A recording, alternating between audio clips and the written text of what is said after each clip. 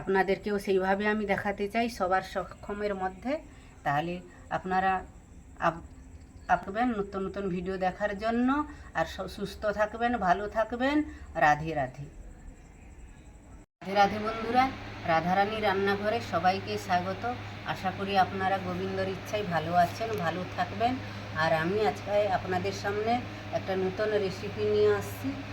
রেসিপিটা হলো আমি আমরা তো তরমুজ আনি, তরমুজ এনে আমরা এই তরমুজের লাল অংশটা খাই, সাদা অংশটা ফেলে দিই। কেউ হয়তো তরকারি করে, আর আমি এই সাদা অংশটা দিয়ে আমি আজকে একটা নতুন রেসিপি করব।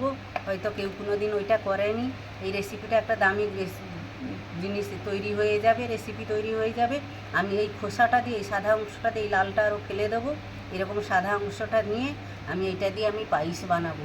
দেখবেন এত সুস্বাদু খেতে হবে না পায়েসটা, মানে একবার খেলে মুখে লেগে থাকবে, দ্বিতীয়বার আর এই তরমুজের খোলা ফেলবেন না। এই সবুজটা ফেলে দেবো, এই সাদা অংশটা নিয়ে নেবো।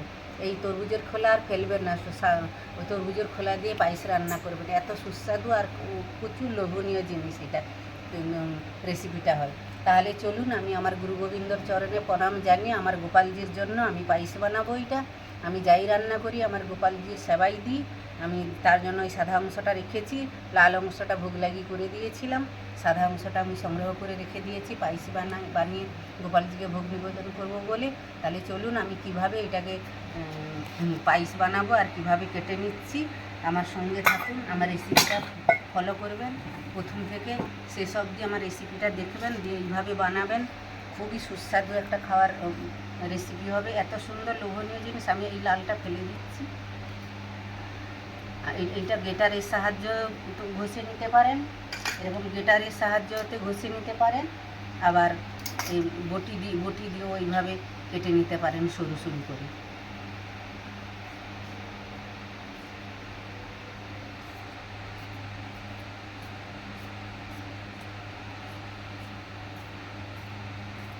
এইভাবে সরু সরু করে কেটে নিতে পারেন।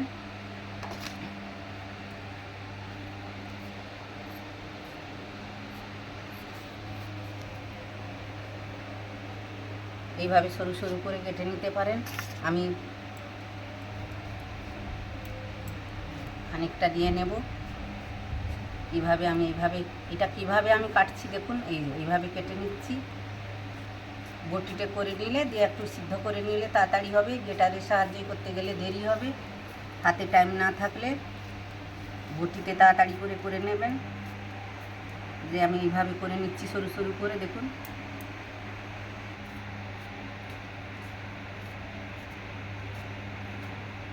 বন্ধুরা দেখুন, আমি এতটা নিয়ে নিয়েছি।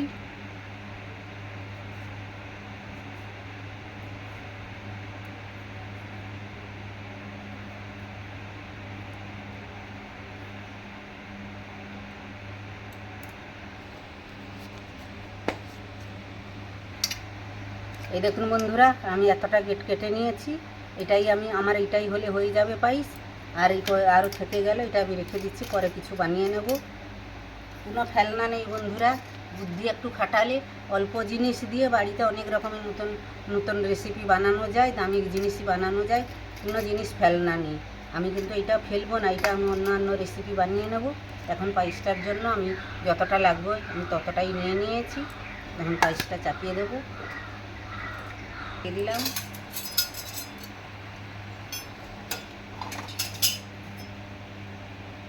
জল দিয়ে দেবো।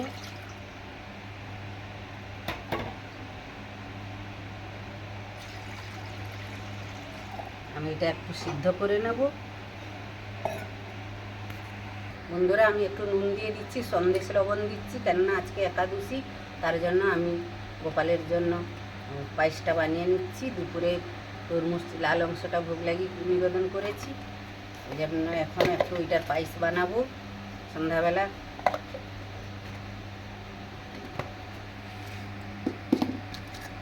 আমি এবার এইটা ঢেলে, তরমুজের খোসাটা আমি যে কেটে রেখেছিলাম ওটা ঢেলে দিলাম।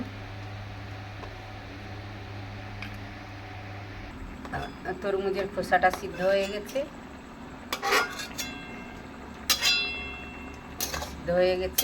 এবার আমি ঢেলে নিচ্ছি। গ্যাসটা একটু কমিয়ে দিচ্ছি। আমি এই একটা ছাঁকনির সাহায্যে ঢেলে নেব।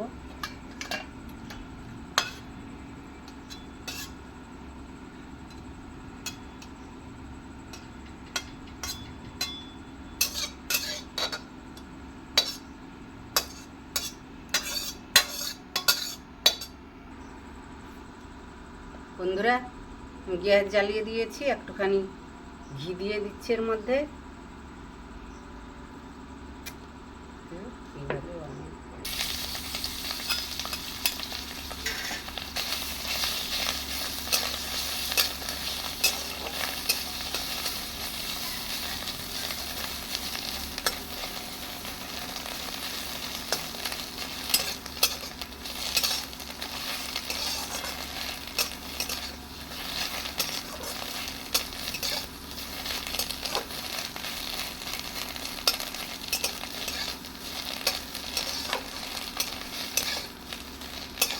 বন্ধুরা, এটা আমার ঘি দিয়ে ভাজা হয়ে গেছে। এবার আমি দুধ জাল দিয়ে রেখেছিলাম, ওই দুধটা দিয়ে দিচ্ছি।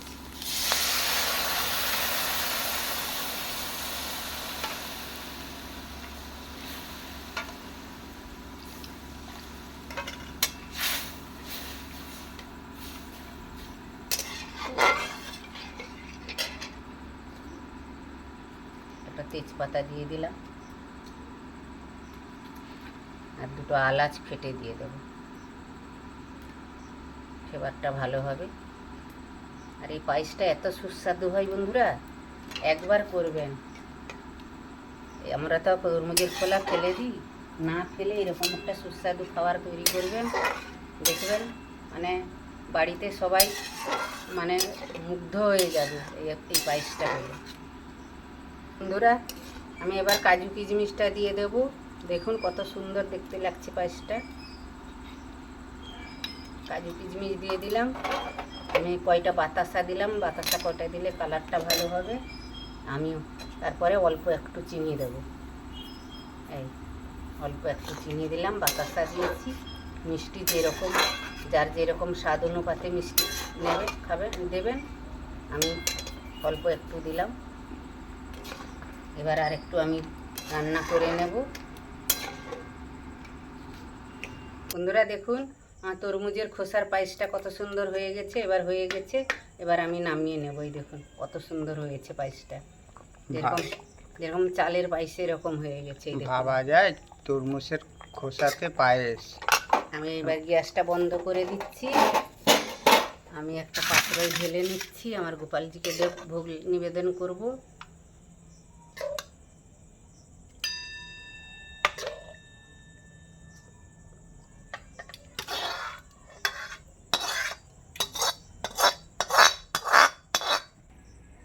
বন্ধুরা দেখলেন তো আমি কিভাবে এই তরমুজের খোলা দিয়ে এই তরমুজের খোসাটা দিয়ে আমি পায়েস বানালাম। এই রেসিপিটা আমার যদি ভালো লেগে থাকে, আমার ভিডিওটাকে আপনারা ফলো করবেন, দিয়ে এইভাবে পায়েস বানাবেন এই তরমুজের খোসাটা দিয়ে। এই পায়েসটা হেভি সুন্দর খেতে লাগে, খুব সুস্বাদু। আমরা এই খোলাটাকে তো ফেলে দিই, আর এখন থেকে আর ফেলবেন না বন্ধুরা। আমার ভিডিওটাকে ফলো করবেন, দিয়ে এইভাবে একটা পায়েস বানাবেন তরমুজের খোলা দিয়ে, খুব সুস্বাদু। বাড়ির সবাই চেটে পুছে খাবেন, খুবই লোভনীয় জিনিস। একবার যদি এই তরমুজের খোলাটা পায়েস বানাবেন, দ্বিতীয়বার আর খোলা ফেলার কথা মনেই করবেন না। সংগ্রহ করে রেখে খোলাটাকে পায়েস বানাবেন। তাহলে আমার এই রেসিপিটা ভালো লেগে থাকলে আমার সঙ্গে থাকবেন, আমার পাশে থাকবেন, আমাকে লাইক করবেন, শেয়ার করবেন, বন্ধুদের সঙ্গে বেশি বেশি করে শেয়ার করে দেবেন। আর আমার নতুন ভিডিও দেখার জন্য আমার সঙ্গে থাকবেন। একটা জিনিসকে হাজার রকমের রান্না করা যায়, আমি সেইভাবে দেখাচ্ছি, আপনারা দেখতে থাকুন। সবার সাধ্যর মধ্যে আমি রান্না দেখাই। বাড়িতে সব কিছু, যে আমরা যেই সব জিনিস আমাদের সচরাচর বাড়িতে থাকে, সেই সব জিনিস দিয়ে আমি ভিডিওটা দেখার চেষ্টা করি। সেইভাবে আমি রান্না করি, সেইভাবে দেখাই।